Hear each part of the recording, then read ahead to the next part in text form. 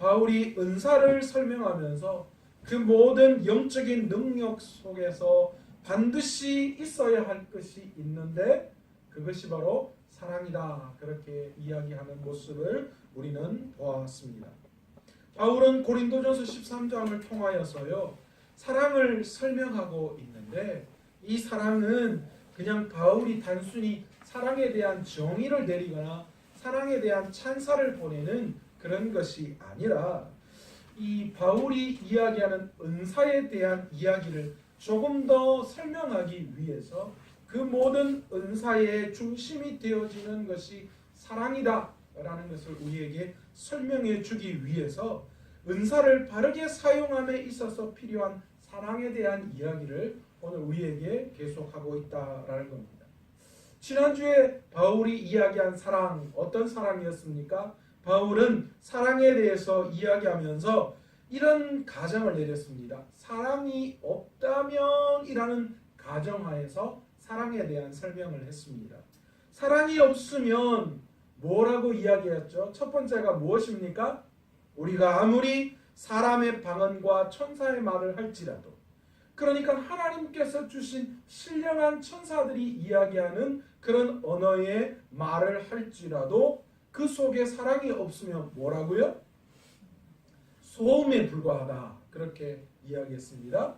그 소음은 단순한 시끄러운 소리일 수도 있고, 그리고 당시 고린도 지역의 이방 신들을 섬기는 사람들이 아주 시끄러운 그런 꽹과리나 그런 금속을 두드리는 소리에 의해서 사람들을 주목시키거나 신들을 불러들이는 그런 소리와 다를 바가 없다라는 뜻에서 바울이 사랑이 없으면 우리가 아무리 그런 천사의 말을 하더라도 그것은 소음이다. 그렇게 이야기했습니다.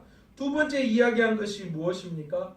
우리가 하나님과 같은 전지전능한 능력이 있더라도, 그렇죠? 예언하고 또 모든 비밀과 모든 지식을 안다고 하더라도, 산을 옮길 만한 믿음이 있다고 하더라도 어떻게 된다고요? 사랑이 없으면 아무것도 아니다.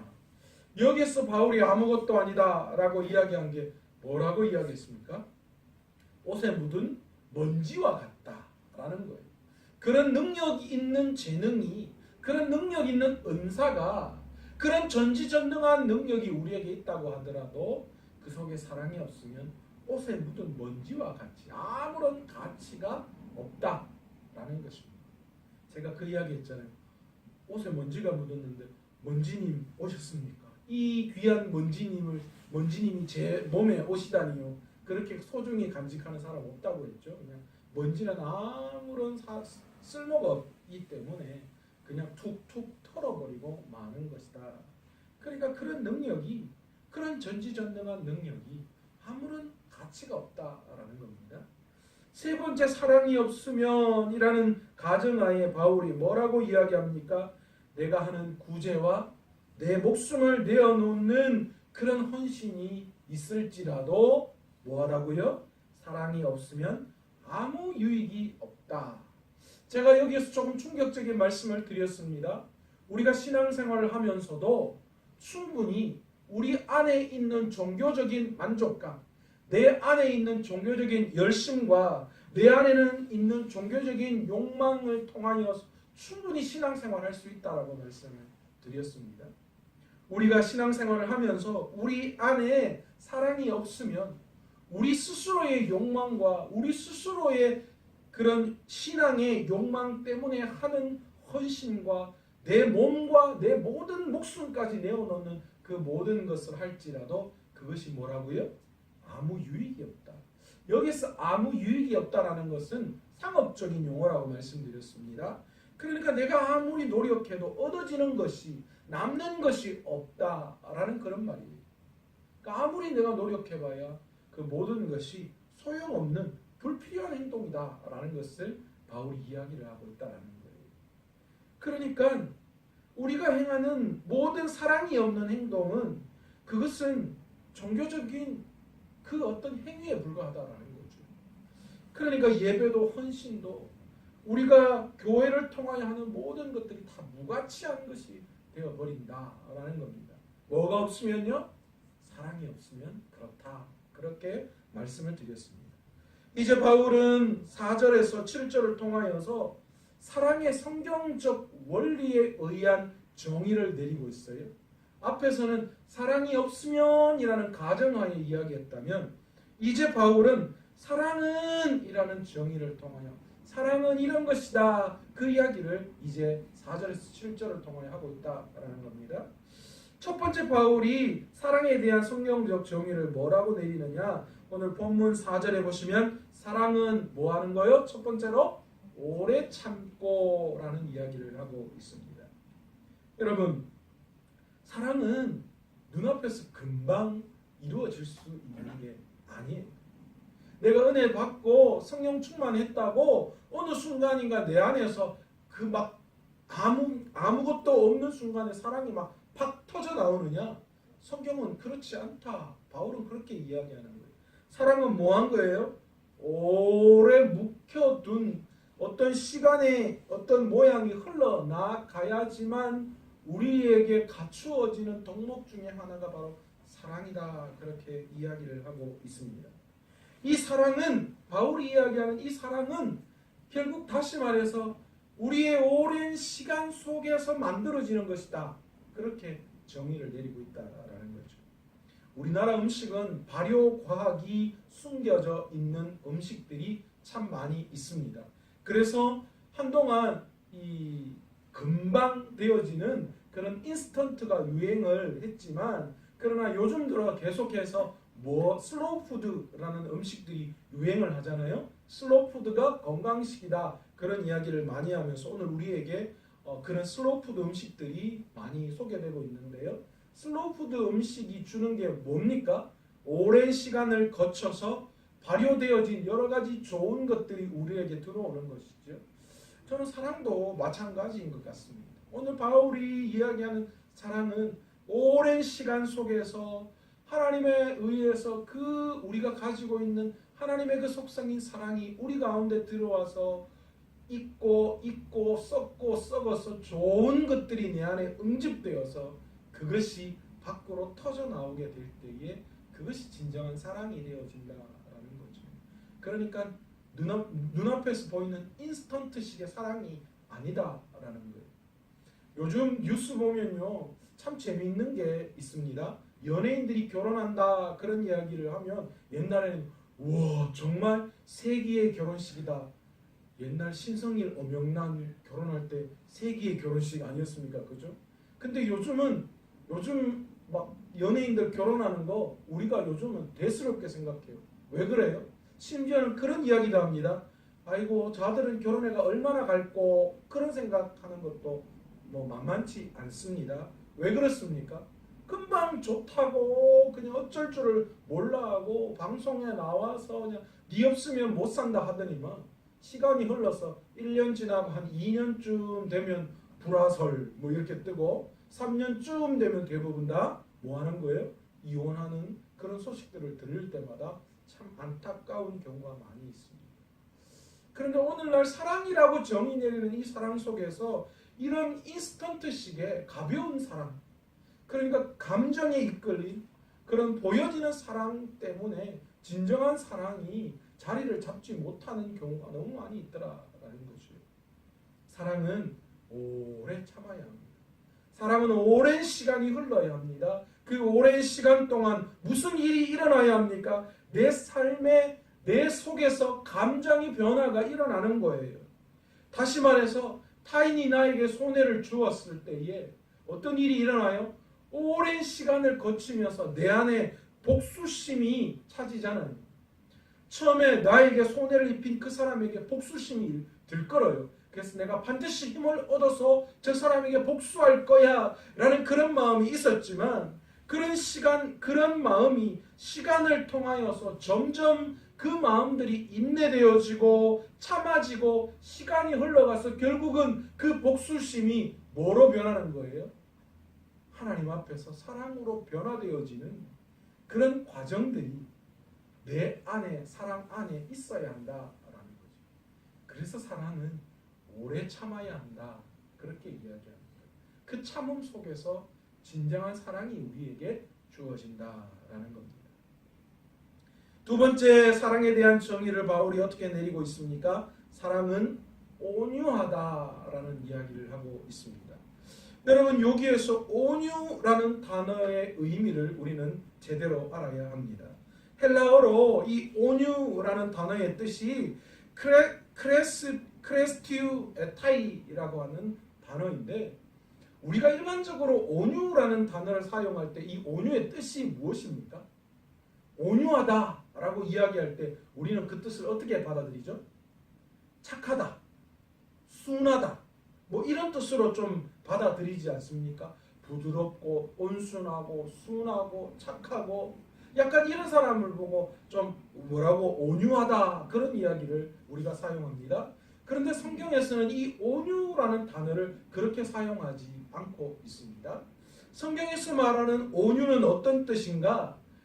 저기 야생에서요, 길들여지지 않는 아주 힘센 좋은 말들이 아주 능수능란한 조련사에 의해서 아주 잘 길들여져서 조절되어진 상태, 그런 상태에 놓여져 있는 것을 우리는 온유라고 하는 단어로 성경은 기록하고 있다라는 거죠. 그러니까 이 온유라는 단어는 누구에게만 해당되는 단어일까요? 힘이 있는 강자에게 사용되어지는 단어입니다. 그러니까 그들의 그 힘세고 그 능력이 어떤 힘에 의해서 잘 조절되어진 상태, 그것을 온유라고 이야기한다라는 거죠. 무언가를 할 수 있는 능력이 있는데 그 능력이, 그 힘이 내 감정에 의해서 드러나지 않는 거예요. 그 어떤 것에 의해 잘 길들여진 상태를 말하는 거죠. 구약에서 그 모델을 우리는 찾아볼 수 있습니다. 누구일까요? 민수기 12장 3절에 누구의 이야기가 나오느냐? 모세에 대한 이야기가 나옵니다. 이 모세를 일컬어 민수기 12장 3절에 뭐라고 이야기합니까? 모세는 온유함이 뭐예요? 온유함이 지면의 모든 사람들보다도 더하더라. 그렇게 성경이 이야기하고 있습니다. 그런데 여러분, 이 모세가 지금 이 이야기를 들을 때 상황을 가만히 보세요. 그 상황이 어떤 상황이었냐? 모세가 구스 여인, 성경의 구스 여인, 흑인을 이야기하는 거예요.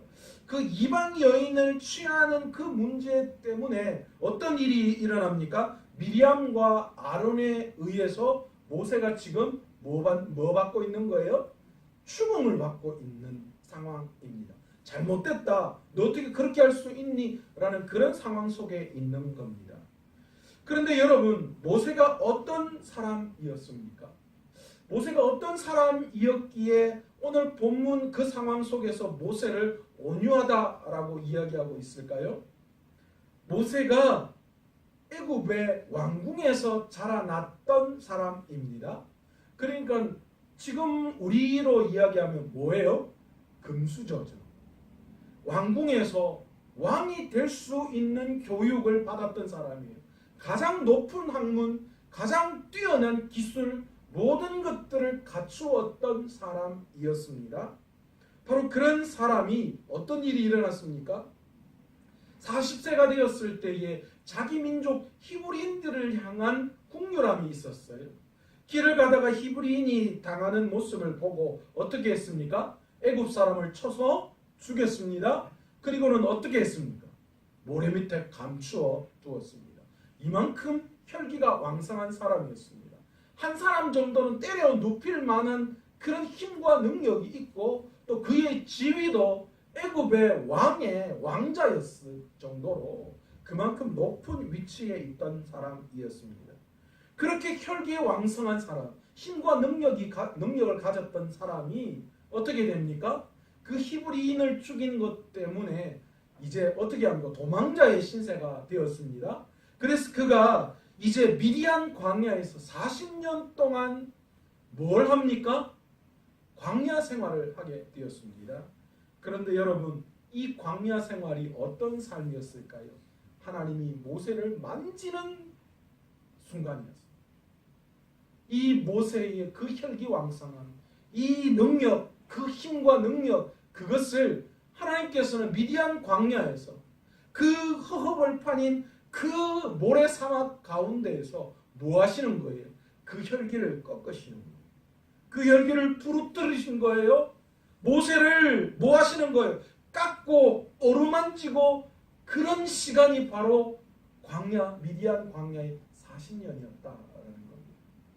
모세가 애굽의 왕 앞에 섰을 때, 하나님의 부르심에 의해서 애굽의 왕 앞에 섰을 때 그는 비로소 어떤 사람이 되었어요? 그는 온유한 자가 되었던 거예요. 자신이 가지고 있는 모든 혈기, 힘과 능력, 재능, 그 모든 것이 누구에 의해서 조절되었어요? 하나님에 의해서. 광야에서 그를 다스리고 조절시키신 거예요. 그래서 그가 진정으로 하나님의 말씀 앞에 이제는 컨트롤되는, 이제 그 모든 혈기가 조정되어지는 그런 부분이 모세에게 나타났다는 거죠. 그래서 이 미리암과 아론이 구스 여인을 취한 그 상황 속에 있을 때 성경은 모세를 바라보고 온유하다, 그렇게 이야기할 수 있었던 것입니다. 신약에 와서 이 온유함이 누구에게 나타날까요? 바로 예수님에게 나타나고 있습니다. 마태복음 11장 29절에 예수님이 뭐라고 말씀하셨느냐? 나는 마음이 온유하고 겸손하니 나의 멍에를 메고 내게 배우라. 그리하면 너희 마음에 쉼을 얻으리니. 뭐라고 이야기해요? 나는 마음이 뭐하고요? 온유하고 겸손하다, 그렇게 말씀하고 계십니다. 도대체 예수님의 성품이 왜 온유하고 겸손하다라고 그렇게 이야기하셨을까요? 무엇 때문에? 예수님은 하나님의 아들이셨습니다. 하늘 보좌를 버리시고 인간의 모습으로 이 땅에 오셨습니다. 이것을 좀 어려운 신학적인 용어로 자기 비하라고 이야기합니다. 자기를 낮추었다라는 거죠. 그만큼 예수님이 지금 뭐 하신 거예요? 하늘 보좌를 버리신 겸손함이 그에게 나타났던 거예요. 그리고 그분이 십자가에 달려 돌아갔을 때 그때의 상태를 보십시오. 그분이 능력이 없고 힘이 없으셔서 십자가에서 그냥 돌아가셨어요? 아마 그분은 그 순간 눈빛 하나, 아니면 생각 하나, 호흡 하나로만도 이 지구상에 있는 모든 것들을 멸하실 수 있는 능력에 힘이 있으신 분이셨습니다.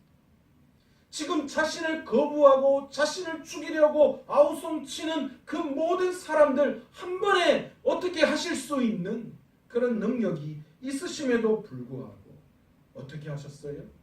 예수님은 하나님의 뜻에 따라 자신의 힘과 능력을 컨트롤하셨습니다. 다스린 거예요. 바로 이것이 예수님의 뭡니까? 온유와 겸손이라는 겁니다. 바울은 오늘 그걸 이야기하는 거예요. 바로 우리가 이 땅을 살아갈 때 진정한 사랑은 온유함이다.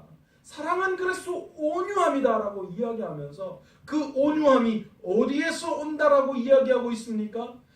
성령에 의해서 우리 스스로가, 우리가 힘이 있어서 모든 것을 다 할 수 있는 그 상태에 놓여져 있는 우리 스스로가 성령에 의해 컨트롤 당하는 상태. 그래서 성령에 의해서 철저하게 하나님의 뜻에 따라 움직이게 되어진 상태. 바로 그것을 온유함이다, 그렇게 이야기하고 있습니다. 그래서 사랑은 바로 그런 성령에 의해서 우리의 힘이, 우리의 능력이 조정되어진 상황, 그것이 바로 사랑이다, 그렇게 우리에게 말씀하고 있는 겁니다. 하나님 앞에 우리가 의미 있는 인생이 되기 위해서 우리는 하나님 앞에 수없이 우리 스스로가 죽어야 합니다. 우리 스스로가 죽지 않으면 우리는 하나님 앞에 쓰임받을 수 없어요. 우리가 성령에 의해서 온유함이 우리 안에 들어와서 우리 스스로가 날마다 죽지 않으면 우리는 결코 하나님의 도구로 쓰임받을 수 없는 거예요. 우리는 사랑의 사람 될 수 없는 거예요. 어떤 목사님이 그러셨다고 하잖아요. 어느 은퇴하신 목사님이 등산을 하시는데 한참 등산을 하고 쭉 올라가시는데 썩은 나무 하나가 시커멓게 썩어서 죽어있는 모습을 보셨다고 합니다. 그런데 그 목사님이 그 나무 곁에 가시더니만 그 나무를 썩은 그 시커먼 나무를 어루만지시면서 이렇게 이야기했다고 하잖아요. 고모가 너도 목회했니? 아니구나. 목회는 그만큼 썩어야 한다. 그런 이야기를 하시더라고요. 저는 근데 그게 그렇게 다가왔습니다. 목회는 내 스스로가 죽지 않으면 안 되는 거예요. 그게 뭐 성도 때문에 문제 때문에 내가 썩는 게 아니라요.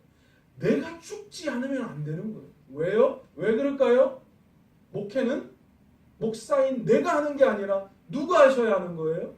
성령님. 주님의 뜻대로 하셔야 되는 거니까. 날마다 내가 죽어야 주님이 하시게 되어지는 거예요. 제가 성령에 의해서 컨트롤되어지고 이 교회가 우리 온 성도님들이 성령에 의해서 우리의 힘과 능력이 조정되어질 때 그게 진짜 하나님이 원하시는 온유함이에요. 그 온유함이 있을 때 진짜 사랑이 내 안에서 나타나는 거예요. 그게 하나님이 쓰시기 위한 조건이에요. 다른 게 없어요. 그래서 예수님이 나의 겸손과 나의 온유함을 배워야 한다. 우리에게 그렇게 말씀하시는 거죠. 약자를 향한 강자의 온유함이 아니에요. 강자가 약자를 향한 거예요. 여기에서 말하는 강자는 뭐 큰 다른 뭐 어떤 능력 이게 아니라요. 누군가에게 내가 어떤 힘을 발휘할 수 있는 그때에 내가 약자라고 해서 뭐 다 그런 건 아니잖아요.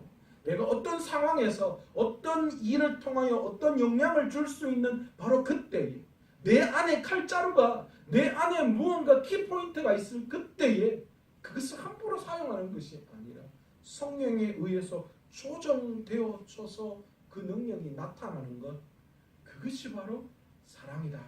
그렇게 이야기하고 있다는 거예요. 여러분 오늘 바로 바울이 이야기하는 이 사랑은 온유하고 라고 했던 그 온유함이 여러분 가운데 있기를 간절히 축원합니다. 세 번째로 바울은 사랑에 대해서 뭐라고 이야기합니까? 사랑은 시기하지 아니하며 자랑하지 아니하며 교만하지 아니하며 그렇게 이야기합니다. 시기, 자랑, 교만. 왜 사랑을 이야기하면서 시기와 자랑과 교만에 대한 이야기를 하고 있을까요? 오늘 고린도 교회 안에 일어나고 있는 문제가 무엇입니까? 은사 때문에 각자가 가지고 있는 은사로 말미암아 뭘 하고 있어요? 그 은사를 통하여 각자가 가지고 있는 은사를 시기하고 질투하기 시작했어요. 자기가 가지고 있는 은사를 자랑하기 시작했어요. 그 자랑으로 말미암아 그들의 은사가 그들을 교만하게 만들고 있는 모습을 보여주고 있다라는 거죠. 그 모습을 본 바울이 그 은사를 어떻게 사용해야 하는가? 사랑이 있어야 하는데 그 사랑은 너희들이 지금 주장하고 있는 은사 때문에 하는 시기와 질투, 자랑, 교만 이 모든 것이 아니다라고 이야기합니다. 진짜 너희가 은혜 받고 그 은사가 사랑으로 나타난다면 시기와 자랑과 교만이 없는 것이다라고 말하는 거예요. 여러분 시기는 결코 하나님이 주시는 거 아니에요. 여러분 여기에서 자랑하다라고 이야기하는 이 자랑은 무엇입니까? 뽐내고 우쭐대는 거예요. 다른 사람이 가지지 못한 것을 보고 뽐내고 우쭐대며 하는 그런 행동 여러분 그것이 결코 사랑이 아니다라고 이야기합니다. 오늘 교회 안에서 우리가 가져야 할 자세가 있습니다. 우리의 자세는 무엇일까요? 내가 예수 믿고 은혜 받은 것에 대한 뽐내고 자랑, 우쭐함 그걸까요?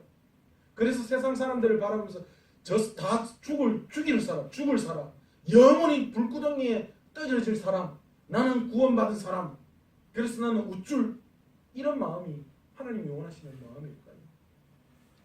우리가 믿음 안에서 교회 안에서 우리가 가져야 할 마음이 두 가지입니다. 첫 번째는 뭐냐? 내가 죄인이다 라는 마음. 내가 죄인이다라는 마음 우리는 영원히 잊지 말아야 합니다.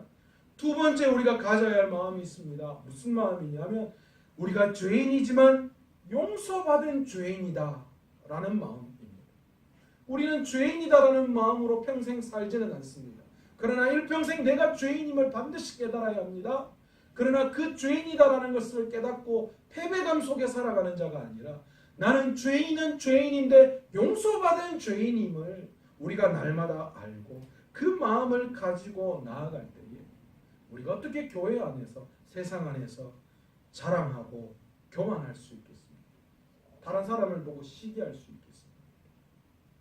여러분 오늘 바울은 고린도전서 13장에서 사랑에 대한 이야기를 할 때 이 사랑을 어떤 단어로 표현하고 있느냐? 아가페라는 단어로 사랑을 표현하고 있습니다.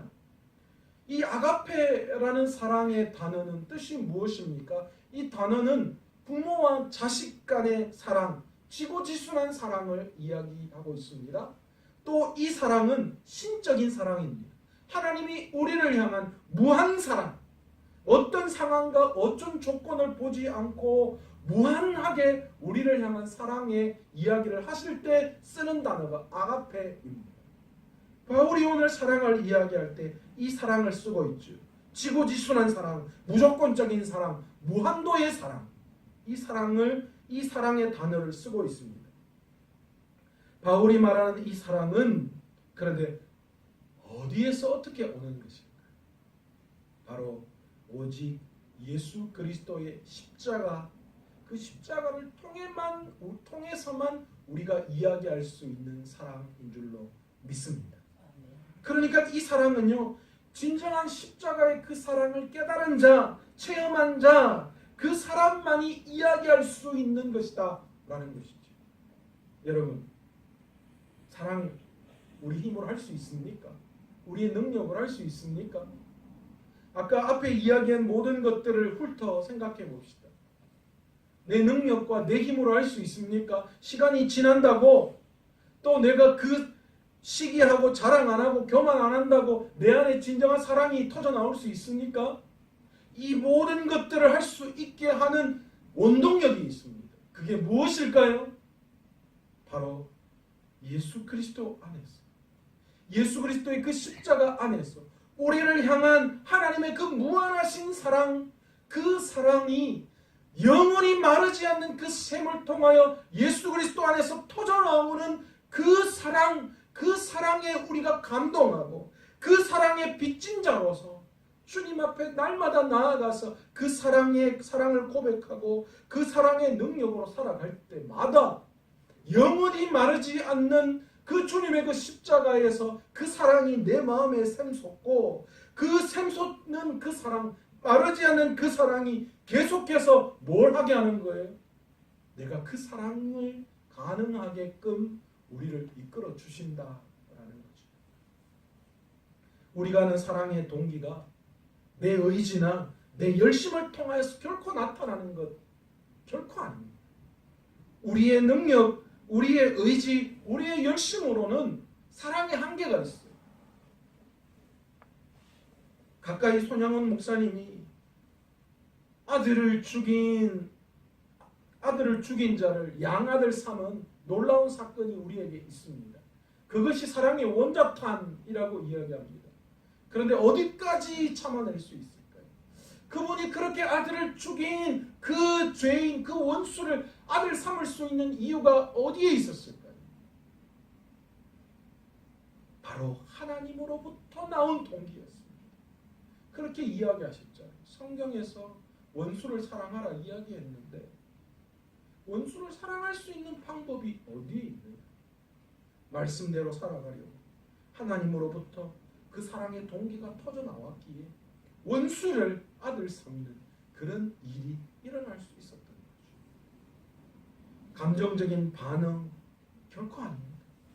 우리가 추구하는 사랑은 감정적인 반응, 인스턴트식의 사랑의 반응, 그것이 결코 아니라는 거예요.